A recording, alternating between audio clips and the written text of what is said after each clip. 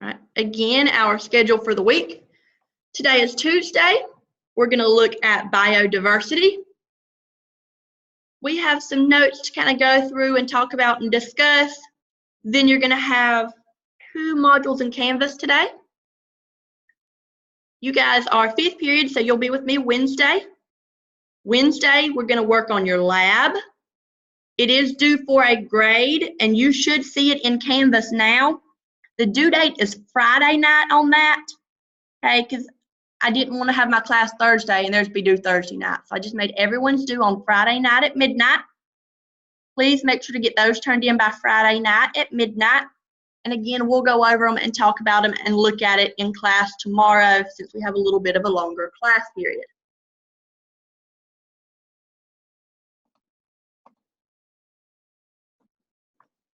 Please remember to park. Make sure you're participating. When I do a poll, nobody else can see your answers except me. And we figured out how to hide those so it won't show on the recording. And I know somebody was worried about that. It won't show on the recording either. So make sure that you're answering and you're participating. Even if you don't know, at least pick an answer. That way I know you're here and participating. But also it helps me figure out if there's something nobody understood, then I probably didn't teach it well, or maybe it's not covered in the module, or maybe we need to go back and look at it. Make sure you read and respond to emails.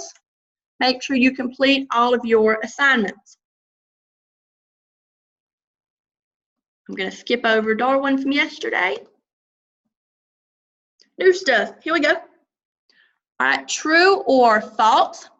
And I'm going to, let's see.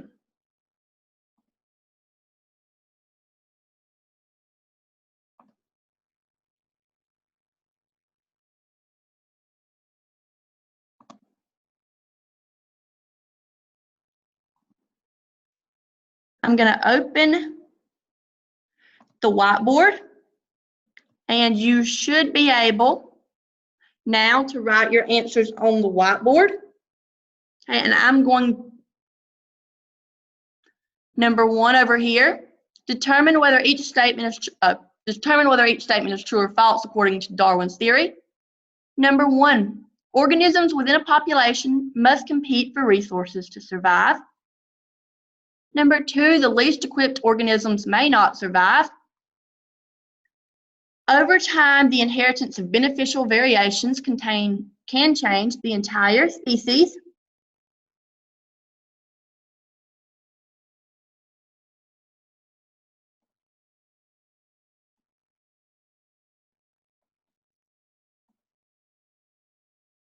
All organisms in a population are equally equipped for survival. Some organisms will outcompete others. Give me 1 second and it should be coming on the whiteboard for you guys to be able to write.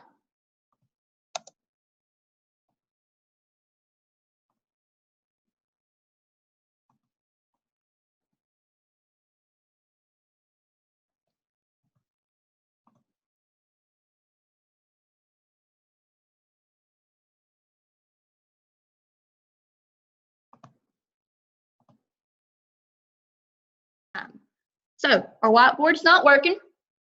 You can put it in the chat box. Number 1 right here. Organisms within a population must compete for resources to survive.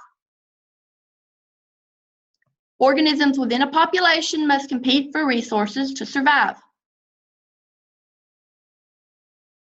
That is true.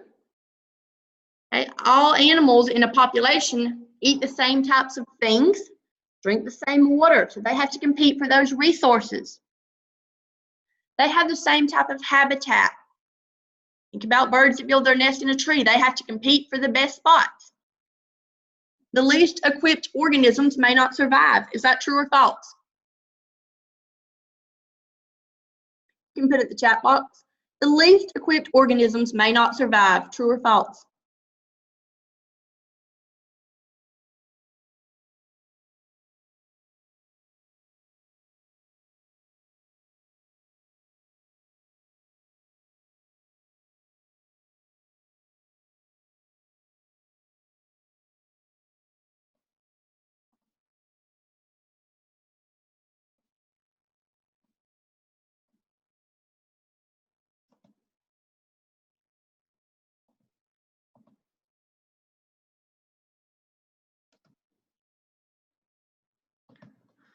The least equipped organisms may not survive. That is true.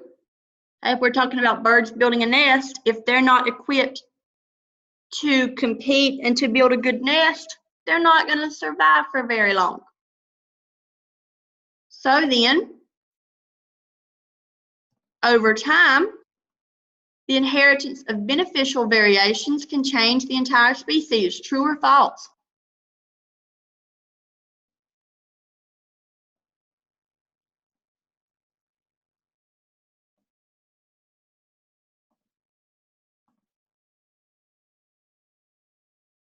Okay, only the birds who can build the better nest, fly the best, get food the fastest are going to survive. So over time, those variations are going to become the entire species is going to get those. Number 4, true or false? All organisms in a population are equally equipped for survival. All organisms are equally equipped for survival. That is false. Okay, you have some animals that have a deformity, or some that maybe, when you looked at Darwin's birds yesterday, the finches, some their beak is better built for finding food. Okay, if you're not as equipped, you are not going to survive.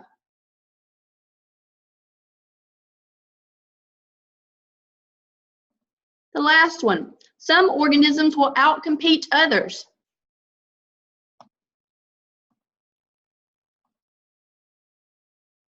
Again, that is true.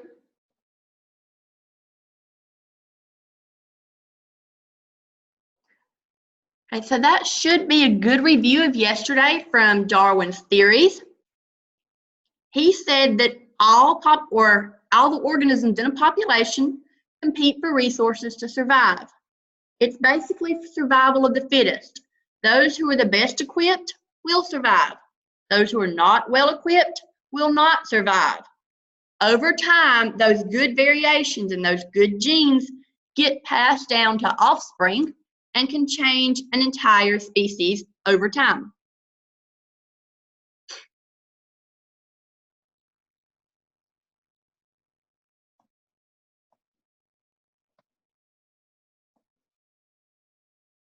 And environmental sciences ecosystems are the combination of abiotic and biotic factors. Keep in mind from yesterday that abiotic is non-living, biotic is living. So an ecosystem is a combination of both living and non-living factors. Let's use this example here. Someone in Georgia goes into a pet store and wants to buy a Siberian Husky. He wants this dog to stay outside and protect his house during the summer. And you can tell me in the chat box, what advice would you give that person about buying this dog? And what abiotic factors would impact your decision the most? If you work in the pet store and somebody comes in and wants to buy a Husky, and he wants this dog to stay outside and protect his house, what kind of advice are you going to give him?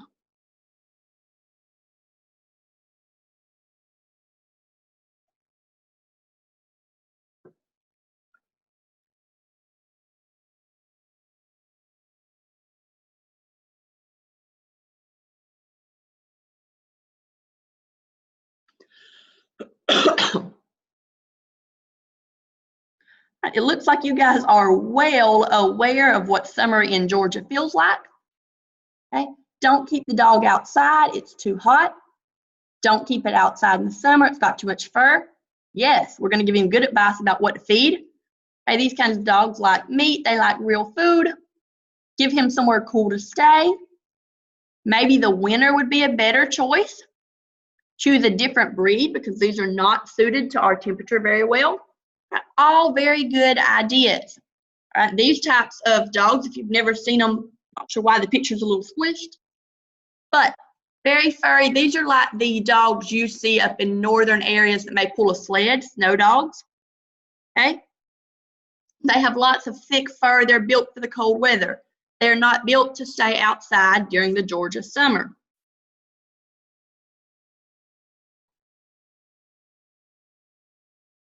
we're going to look at some vocabulary words. These are words that we're going to be using in the near future. Hint, hint. They're going to be the ones that you do in Canvas, some of them. They're going to be ones that you need to use on your lab tomorrow. Okay, so some key terms we're going to talk about this week. The first word, I'm going to let you guess in just a second. You can guess in the chat box when you think you know the answer. Our first word, 9 letters. This word is used to describe differences for things that are the same but have unique characteristics. Whenever you think you know the word, go ahead and put it in the chat box.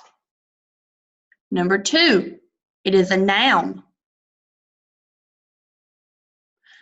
Number 3, if you look at the picture of the frogs, they're all frogs, but they look very different. Some are big, some are small, some are dark, some are light. Number 4, okay, if you look at all of these rabbits, there are 3 of them. They're different sizes, shaped a little bit differently, different colors. What word describes the differences for things that are the same but have unique characteristics?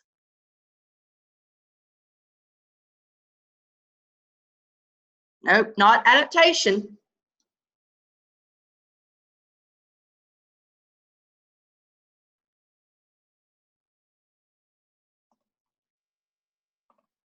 Give you a hint.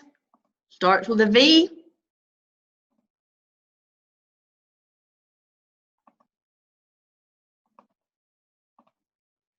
Variation. There we go, Kelly.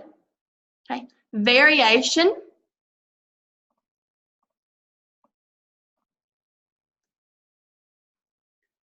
Variation is the word that describes the differences for things that are the same but have unique characteristics. So all of these are rabbits, but they're a little bit different. There's a variety.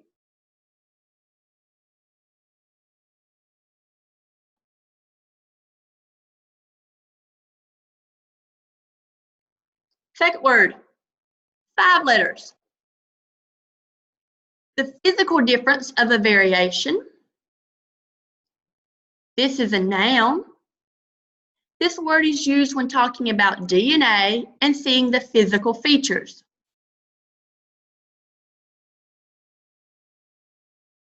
Oh, Jaden, that's close. Yes, Kelly's got it. She is on it today. Trait. So a trait is the word for the physical difference of a variation, used when talking about DNA and seeing the physical features. If you've ever looked at a child and said, oh, he's got his mom's eyes, that's a trait. His eyes are the same color as one parent. Okay, this little green looking guy and this blonde lady have a baby, it's going to be a mixture of some of their traits.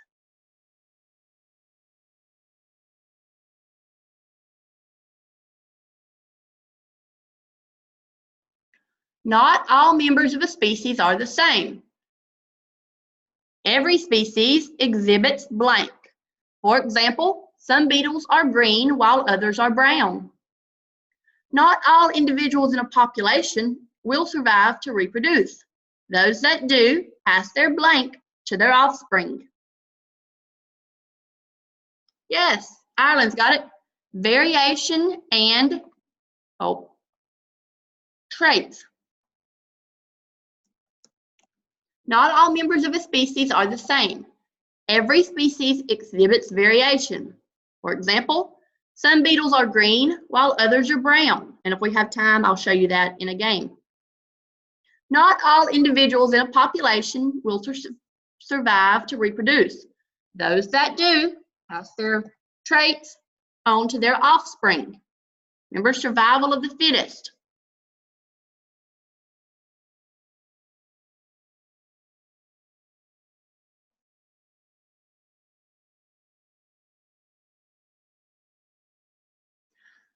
Biodiversity, and this is a new word that we're going to use today, so I'm going to put it down below the chat on the noteboard as well. Biodiversity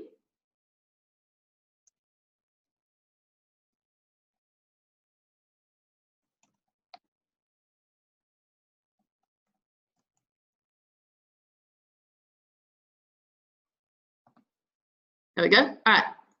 It's in your noteboard down below the chat as well. The diverse range of organisms, genes, and ecosystems found in the biosphere. Diverse, diversity, the diversity found in the biosphere, biodiversity. Okay, the word itself pretty much tells you what it means when we break it down. It is the amount of diversity or the range of diversity found in the biosphere. That's all the different organisms, ecosystems.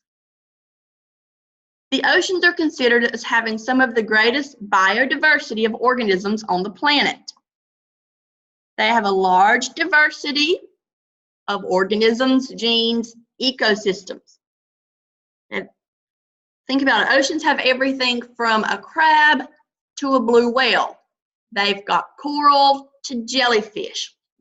They've got plants that glow in the dark down at the very bottom of the ocean, or animals that can survive with no sunlight. They have a large amount of biodiversity, differences in all of these organisms.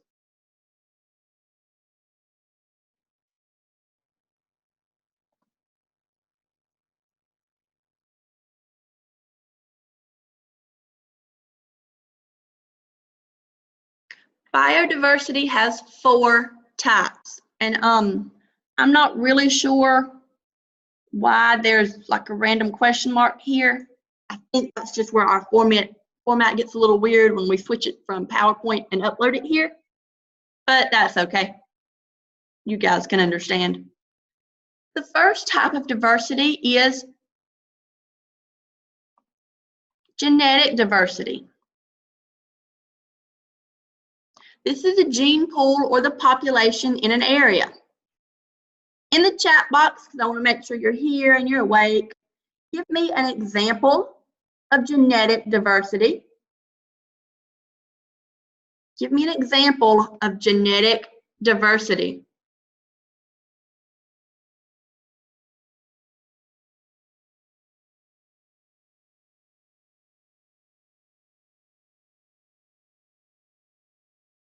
Ponds do have a lot of diversity, but be more specific.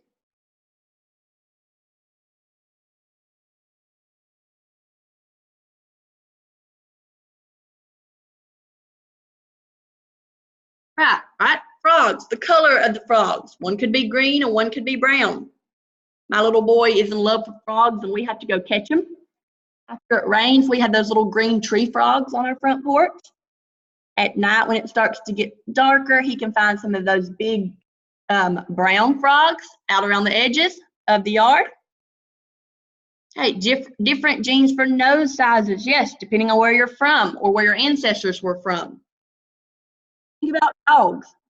Okay? Not all dogs look the same. You saw even the Siberian Husky a couple pages back, they were even different colored, even though they're the same breed.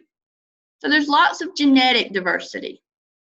That's even within people, within the population of people. Think about how different we are. Yes, Ashlyn even pointed out that she and her sister are different. Okay? You have the same parents, but you may look very different.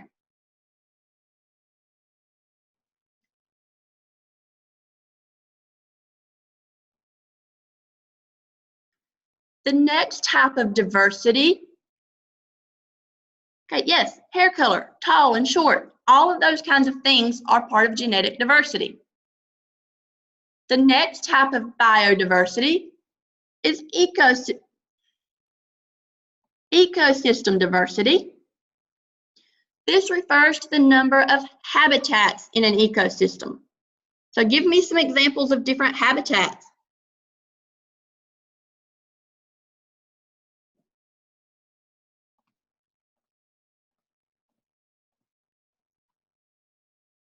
Give me an example in the chat box of a different habitat.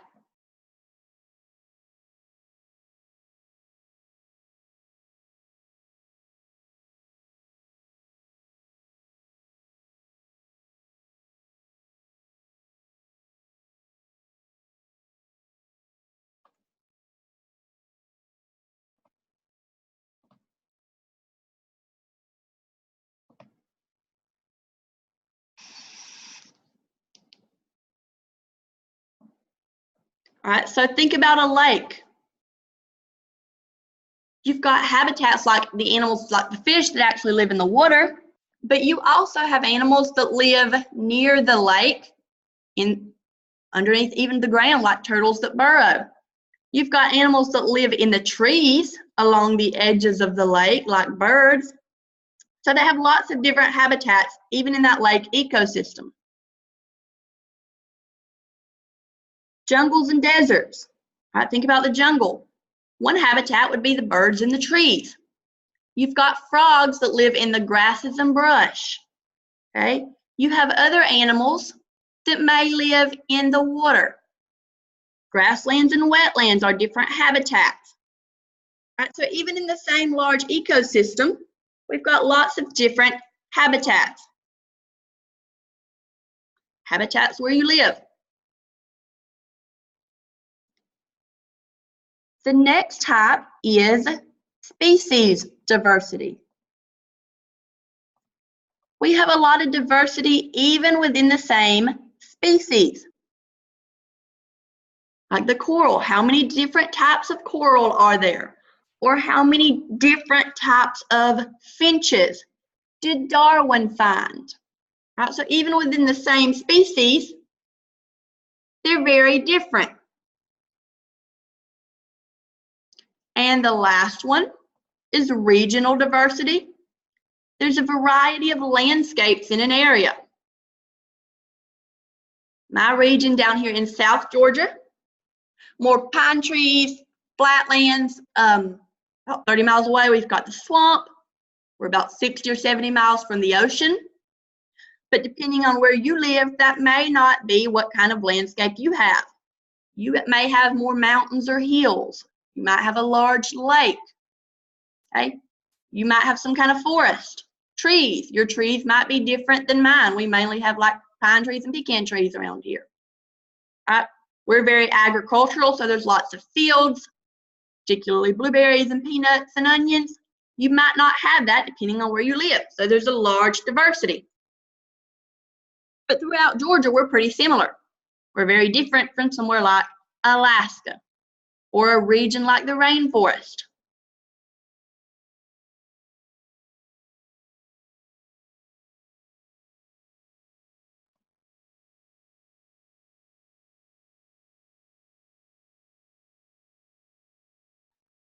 Do you have questions so far, or are you good on biodiversity and the types of it? Now's the time to stop me and ask a question. If you're good, give me a green check mark.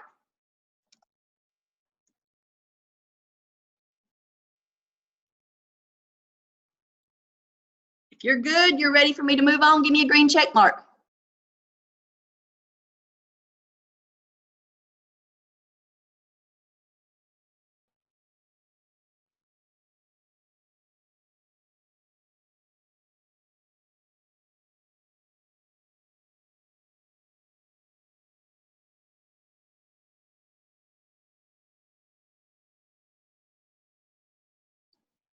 All right, so seems like we're ready. Genetic diversity.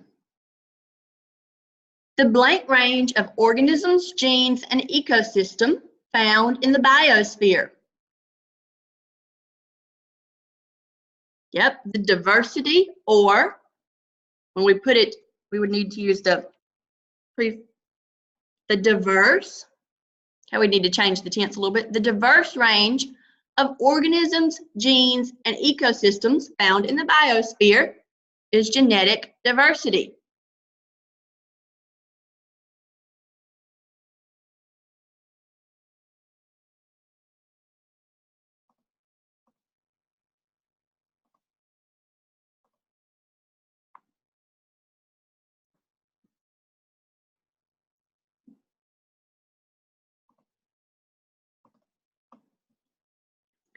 When we talk about ecosystem diversity, there are two main factors that influence ecosystem diversity.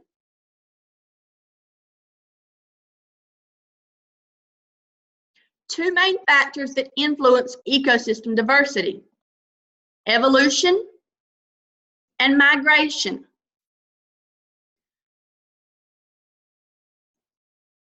Here we go. Migration influences ecosystem diversity. Migration means that you travel from one place to another. I don't mean you go visit your grandma in Florida and then you go back home. It means that you move somewhere else. And you migrate to another country. If you come from somewhere else, you're an immigrant. Animals travel and move from place to place, but not just down the road. It's long term. The species moves from somewhere else. Factors that influence migration of a species.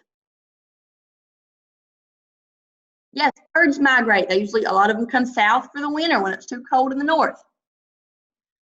Factors that influence or get species to move. Food supply. If your food supply dries up, you have to move somewhere else. Water supply. If the pond you drink out of dries up, you need to move somewhere else. Climate. Okay, that's the birds and the geese. They come south for the winter a lot of times when it's too cold. Butterflies do the same thing. Reproductive patterns. I believe it's salmon. I'd have to double check. I know one of the fish, I'm pretty sure it's salmon, swim upriver to lay their eggs. So they migrate at a certain point of the year to lay their eggs. Turtles come into the shore. Sea turtles come into the shore to lay their eggs at a certain point of the year. It could be Braylon. I think it's salmon, but I could be wrong. Okay. I don't want to take the time right now to stop and Google it, but there is a fish. We can look it up later. I forget which one exactly. Sea turtles come into the shore to lay their eggs. They go back out and keep swimming. Once the eggs are born, okay, those turtles migrate out into the ocean. So you've got a lot of reasons that animals would migrate: to chase food, chase water supply, the climate changes, their reproductive patterns. The other factor that influences ecosystem diversity is evolution.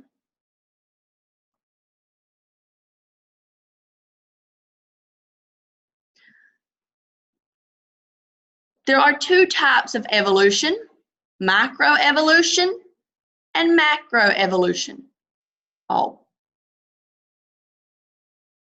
Macro, it's not a good circle, but macro is larger. So macroevolution is the process of biodiversity through geological time. This is over long periods of time, 7, 8, 9, 12 generations. This would be like a species going extinct. Dinosaurs. So macroevolution is over a long period of time. Like dinosaurs going extinct. It could be a new species evolving.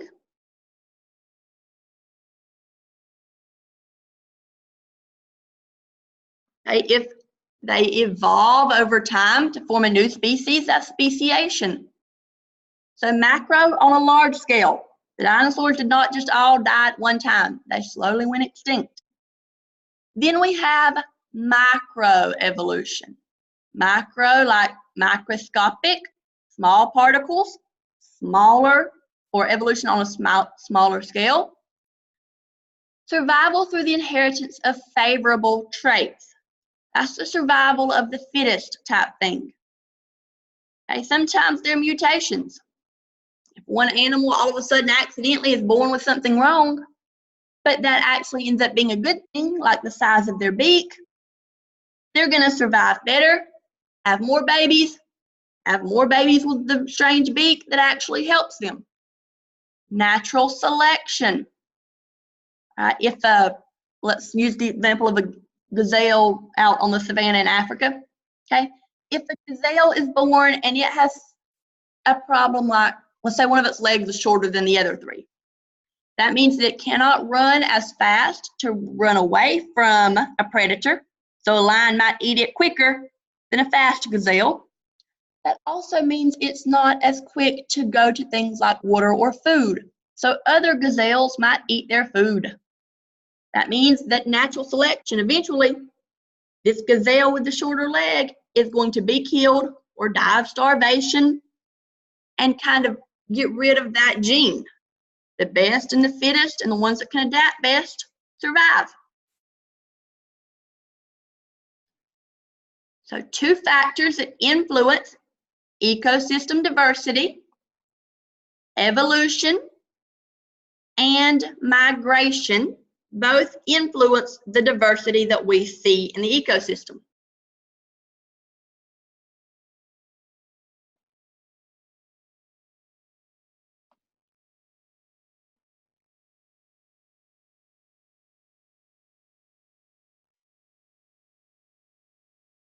All right, good. We do have time to do your game.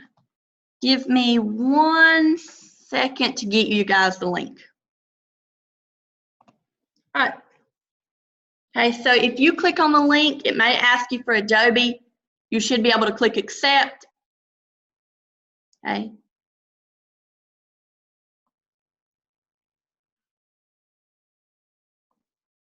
Hopefully screen share is going to work. Cross your fingers.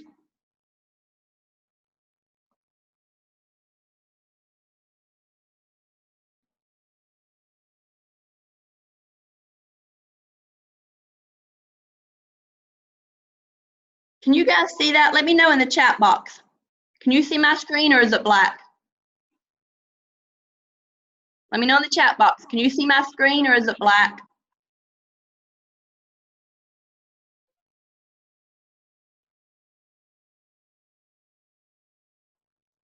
Well, doo-doo. Okay.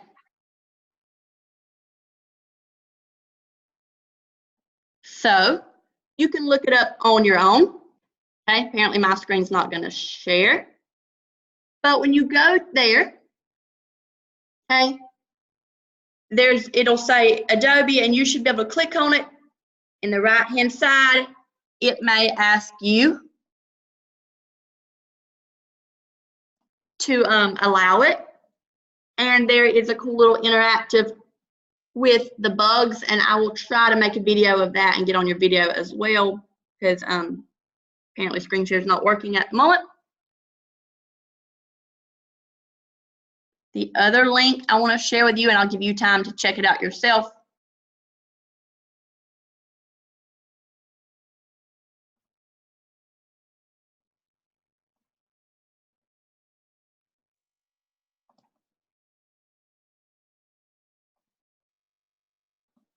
All right, put a new link in the chat box for you. Once you open this link, click Launch the Interactive.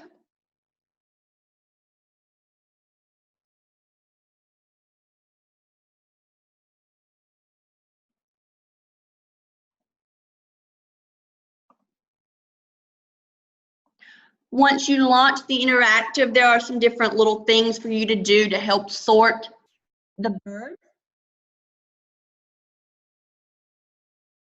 Both of these websites I'm going to put down on the note board for you. It gives you a good idea of diversity, of how these things work.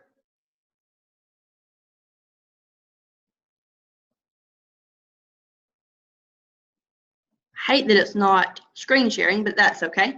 We'll work around it. They're on the note board if you'd like to check them out. Okay, both of these links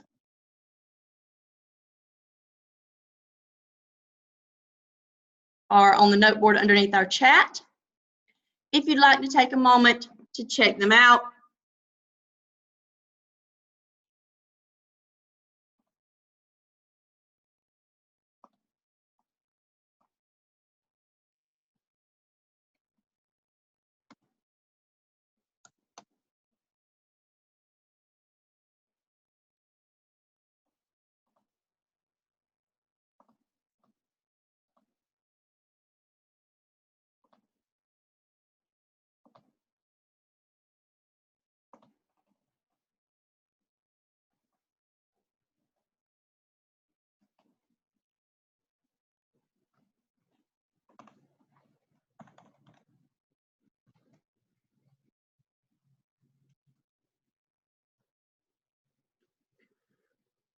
The last thing I want you to do today, in Canvas, you have 2 modules for homework. Vocabulary, which we went over, but again, there's a lot of new terms I want you guys to be familiar with. So it's a good review. Okay? We went over them. You're going to go over them again on your homework so that tomorrow when we work on your lab, you know how to use these terms, you know what they mean, you can use them in your lab. I also want you to do direct instruction. There's only 2 modules for today's date. Please do both of those for homework between now and the time you come to class tomorrow. Otherwise, definitely check out those links. They're pretty cool. Other than that, you guys are free to go. Have a good rest of your day. And I'll hang out here about 4 more minutes if you have questions or problems or you need help.